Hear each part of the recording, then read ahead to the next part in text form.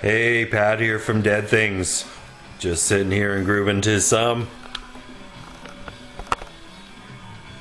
Iron Maiden.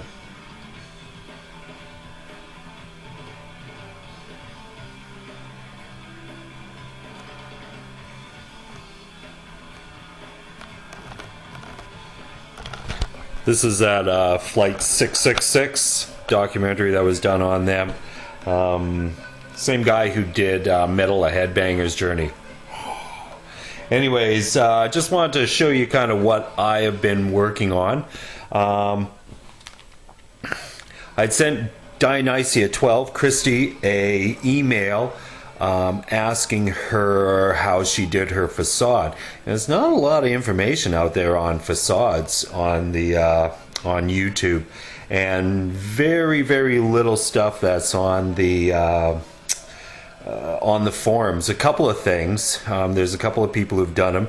I think probably the most recognized name are the Davises, obviously, and they've got a pretty phenomenal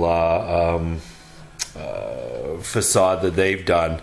So, anyways, I asked her how she did it, and she gave us all a very thorough tour of her facade and what she did. Thanks, Christy. Really appreciate that.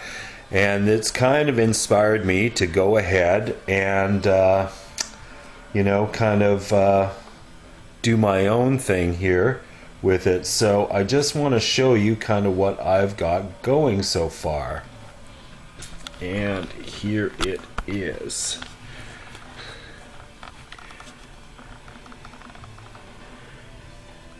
Now I did this up in SketchUp. I'm not sure if anyone out there has used Google SketchUp or not, but basically what it's done is allowed me to kind of put my dimensions of my house and what this will look like. So that's kind of where I am at right now as far as what I'm gonna do. Obviously, I can do some more tweaking of it as far as the design elements before I actually decide to start in the construction phase. That's one of the great things about Google is SketchUp, is that you can do that. So one of the things that I've had to contend with, I actually initially wanted to do a haunted house because I feel it fits in better with my theme and my backstory, and I'm going to elaborate on my backstory at a different time, not right now, but I thought it fit in better with that backstory. However, part of the reason why I don't want to do it is because I have a sloped roof that slopes like this, right? And in order to get the look of the haunted house, I'd have to kind of square things off, right? I mean, I could play with some certain things and stuff, but because the garage seems to be a little wider than it is tall, it just, every design that I brought up in there just didn't look really, really good. And one of the main reasons is because of our prevailing winds. If I drew this out like this into a square, following my roof line and going across here, I would have almost 4 feet here, 4 feet tall, and probably 6 feet across, maybe even 8 feet across. That would just be a big, huge wind blocking sail up there. See how I've kind of done it so it kind of follows the roof line. This is really important here. The prevailing winds for us come like that, so kind of across my house like this, and having a big chunk of foam up in there, I really feel is just it's just going to be asking for trouble. we can have winds that easily gust in the 60, 70K mark, which is what, 30, 40 miles an hour. And they've gotten up there even more than that. So that, coupled with the fact that we usually get some sort of storm in October, is really one of the reasons why I've decided that this is just kind of how I'm going to do this in this style. I mean, if anybody has any other ideas or thoughts, by all means, weigh in on it. That's where I'm at so far.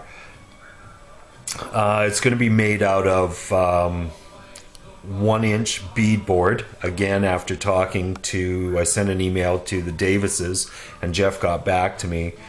I asked him, did you use formula or did you use the beadboard? And he said they used the beadboard, which is good. Beadboard is $10.79 a sheet, $11 a sheet. Formula, 1-inch 4x8 sheets of formula are almost $35 a sheet. So there would be no way I'd be able to do this. I mean, that's all it would be next year, would be the facade. So so that's kind of where we're at. Basically, I'm going to need, I've got everything all broken up on here. You can't see it on this. I've got several versions of this SketchUp done here, so I can have, but basically 1 4x8 sheet, 2 4x8 sheets, 3, 4, 5, 6, about 7.5, and then this. And I actually might do these out of the 2-inch formula. So we're looking at about 7 sheets of formula to pull that off. Probably looking at between $200 and $300 by the time everything is all said and done. So, which isn't bad, you know, really.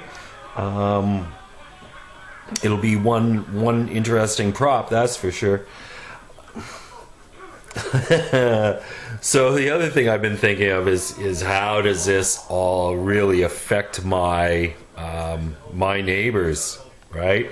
I mean, we all have to live with our neighbors, and I'm at the very end of a teardrop shaped bay. So basically, you drive in, you drive around this little sand-filled thing, and then you drive out the same way, on the same way that you came in, right? So, and we are right down at the bottom of the drop. So it's so my neighbors probably got what everybody else did in the city before I moved in, which was probably about 20 or 30 kids. Since I've been here, you know, this last year we had 196 plus all the adults that came with them. So we had probably 400, 500 people here on the night of Halloween. You know, that's probably not exactly the thing that my neighbors really want, right? One other guy does a little bit of decorating, but I mean, you know, nobody does what I do at all. So now putting up this is going to be even more of a spectacle, right? So I think what I'm going to do to kind of keep the peace in the family, as it were, is I'm going to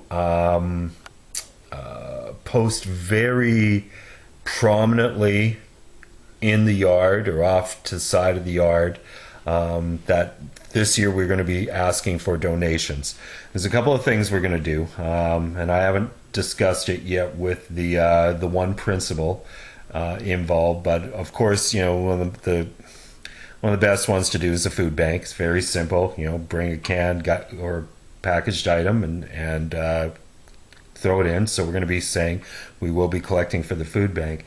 One of the other things that we're going to do, and once I ask her if we can, is we're going to collect for an organization called Hope's Homes here in the city. And what it is it's a respite for medically fragile children. As many of you may or may not know, I'm a seating and adaptive equipment salesman. I do rehab caliber equipment, and I work a lot with pediatrics. I work a lot with kids, and we are connected business-wise. My company and Hope's Homes, we've supplied them with a number of bunch of the equipment that they require for the work that they do.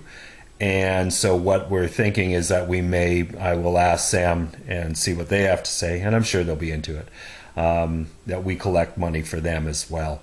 So that hopefully shows a little bit more goodwill to my neighbors. I know my neighbor off to the side over here, she wasn't looking very happy after Halloween. My neighbors next door, this side, pretty well don't really do much of anything, so they're pretty quiet for the most part. But my neighbor next door was not very happy by the looks of it. So I haven't talked to her since, but it is what it is, right?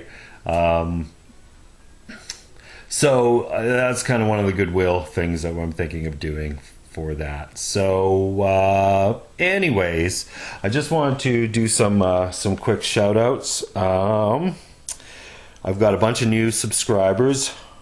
God, I hope Rot Wang's Robot 001 has subscribed. Thank you very much. SK Austin has subscribed. Thank you. And who else? So I got a couple here.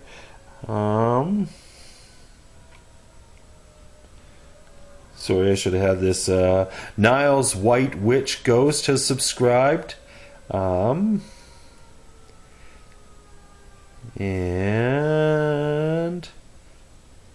the Boneyard Creep has subscribed. And hey, Food Paradise TV has invited me to be friends. So anyways, thank you to all of my new subscribers. I really appreciate anybody who tunes in to listen to me yap away on this thing. So thank you very much, and we will be talking to you soon. Take care.